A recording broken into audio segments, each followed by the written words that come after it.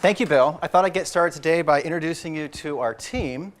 You know who this big guy is here, but my business partner, Jason Noriega, is over there on the left. Jason comes to us via mortgage lending. He's been licensed as a realtor for 14 years, and 2 years of that was spent in mortgage. And he brings a wealth of knowledge about the lending industry as well as real estate to our client base. Becky's in the middle. She's our newest hire. Becky is a systems person as well as a support person. So we're trying to document all of the steps that we work through with our clients to help them buy and sell the best houses, make great decisions. And then me, I come from 4 generations of residential home builders.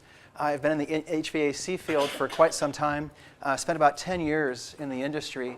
I started out fixing the systems. I managed a group of guys in the South Bay that also fixed the systems. I was a project manager, and I also sold maintenance programs to large commercial buildings.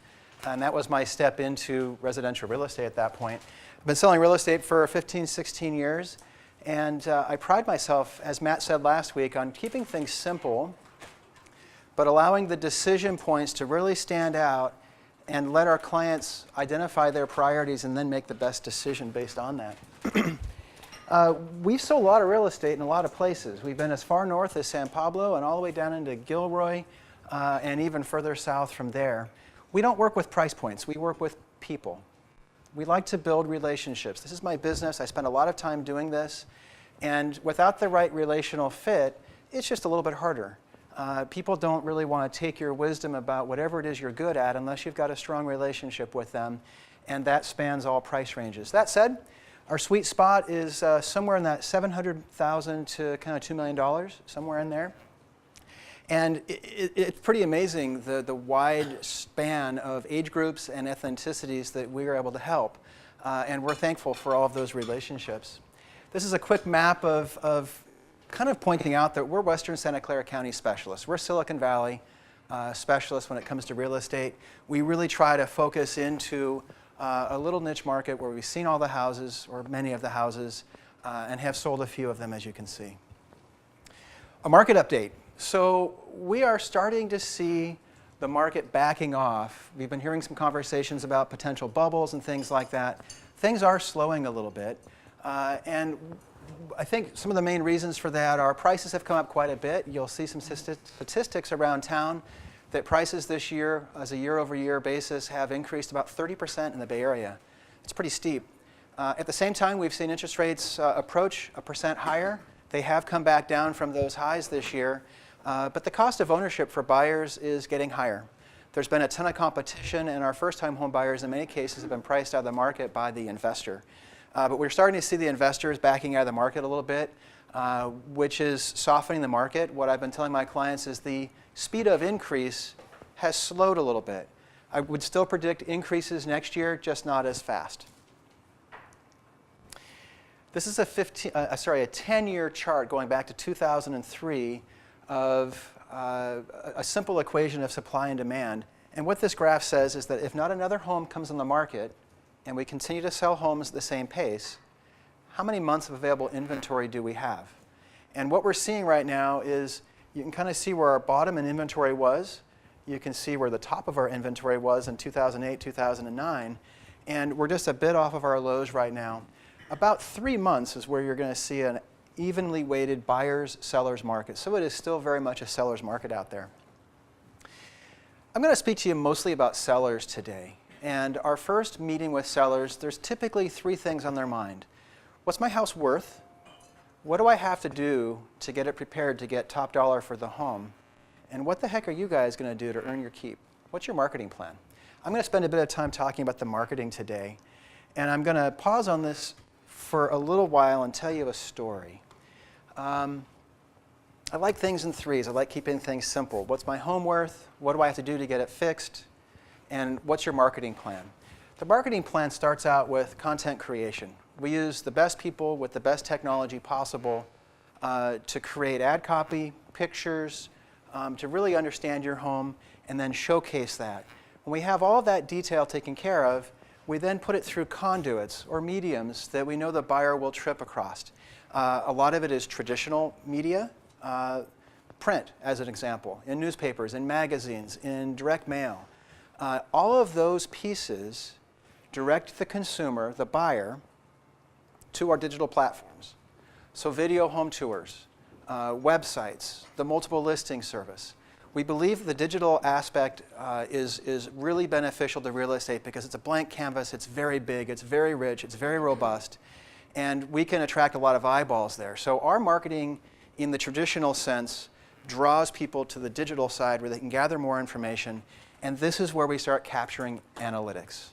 I'm talking to you about sellers, but I'd like you to consider putting on a buyer hat for a second, okay? You guys are all buyers now. And if you're like most of our buyers, you identify yourself as, I think I'd like to buy a house. When that happens, you might find a lender, you might find a realtor, and at some point, you'll go out on the web and you'll find that you can put together some automatic searches with your criteria in them. So when I bring a listing on the market, I tell my sellers, there's already a built-in buyer pool for your home. We just don't know who they are. We don't know how many of them there are, but we're going to find out really quickly. So you're the buyer. You've got the automatic search put out in the web in any number of locations, and as your listing agent, I put your home on the market. When that happens, I know when you receive the email as the buyer that a house just popped up in your criteria. I know how many of you there are that had that automatic email set up. I know if you liked the home, if you thought it was okay, based on your communication back and forth with your realtor via these websites, and also if you discarded it. So there's a built-in buyer pool. Your house goes on the market as a seller, and we know how many times your property was emailed out into people's portals, and that's a really good indication of how big that buyer pool is. Now, at some point, you're going to look at that on the web and you're going to go, I want to go see that house. Either the realtor's going to call you and say, hey, let's go see this one, or you're going to call your realtor. And at some point, your realtor is going to call and make an appointment to see the home. This is an area where we're different. We have a voice over IP phone system that they call into. They don't call the seller. They call our system. Our system records a voice message about the home and about the criteria at which you have to kind of follow to get in to see the home. And basically, they leave a message letting us know. That message then alerts the seller with a text or an email and or a phone call if they want it, as well as us. So we're tracking all the phone calls that come in on the home. So I'm giving you the flow here. You're a buyer. You look on the web. We know you were there. You tell your agent that you liked it. We know about it. Your agent calls to schedule an appointment. We know how many appointments are being scheduled. There's a blue lockbox hanging on the door. You and your realtor meet up out at the house. That blue lockbox is accessed to gain access to the property. And we know that you were there with that lockbox. We know who the realtor was. At the point that you guys are walking around inside the house, we've joked about having a video camera for that, but no, we won't do that. The agent oftentimes will call us and say, my buyer really liked the home. What do we need to do to make an offer? Well, we track that too. We track how many disclosure packages went out on the property. And as such, we're now able to engage with the buyer's agent to really understand what that buyer wants to do. What I want to give you is an image of a flow chart of what the buyer goes through. What makes us different when we take our listings and our marketing plan is we do all the things that people say that we should do. All the print, all the digital, we do a really good job of it. It now dawns on me that I didn't pass out a couple of examples of those things, but I will. We track all that information, and so when it comes to decision time, you not only know that your realtors are working effectively for you, but you also know that you've gotten the highest price for your home. You know that it all worked. We're able to give you this report back.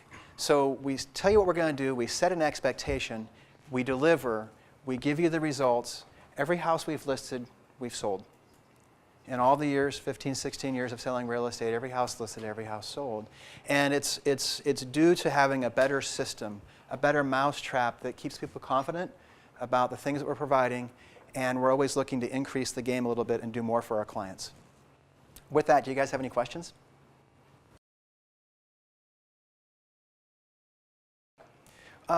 We do the staging a little bit differently. It depends on the house, but we have access to where the stagers go to rent the furniture to stage your house, only they upcharge all of that furniture. So we go direct to the source. We rent the furniture. We can typically get a house staged for about $600. We have all the pictures, all the knickknacks, all the things that need to happen to get the house staged and looking great. I'd encourage you to go to my website, look at the homes that we've showcased. All the videos are there, and I think you'll be impressed. It'll be a steady increase. I don't see huge increases. I think interest rates are probably going to go up about a half point, maybe 3/4 of a point next year. I think we will continue to see rises in income, and as such, the values of real estate will continue to go up, just not at as substantial a pace as it has been. Watch the NASDAQ, because a lot of wealth creation is there. Watch the jobs market. Watch all these debt ceiling conversations and budgetary talks and Obamacare. Watch all the political front, and certainly any kind of geopolitical problems. North Korea starts lobbing nukes or something, we'll have problems.